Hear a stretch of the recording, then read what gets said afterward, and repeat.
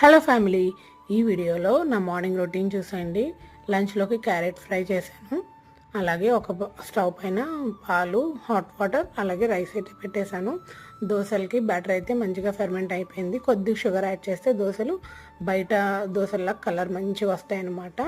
Carrot చాలా మంచిది పిల్లలకి, కళ్ళకి, వాటికి కూడా చాలా మంచిది. ఈ విటమిన్ ఉంటుంది, రెగ్యులర్గా పెడతా ఉండాలి.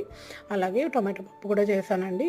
సింపుల్గా మనం కుక్కర్లో చేసేసుకోవచ్చు, పెద్ద టైం టేకెన్ అయితే కాదు. ఇంకా వంట అయిన తర్వాత లాస్ట్లో బ్రేక్ఫాస్ట్ వేస్తానన్నమాట. కొంచెం వేడిగా ఉంటుంది కదా తినడానికి. ఇంతలో పిల్లల్ని అయితే రెడీ చేసేస్తాను. తర్వాత వీళ్ళని రెడీ చేసి బ్రేక్ఫాస్ట్ అంతా ప్యాక్ చేసి తర్వాత నేను రెడీ అవుతానన్నమాట. వీళ్ళకైతే నార్మల్ దోశ వేసాను, నేను రాగి దోశ వేసుకున్నాను.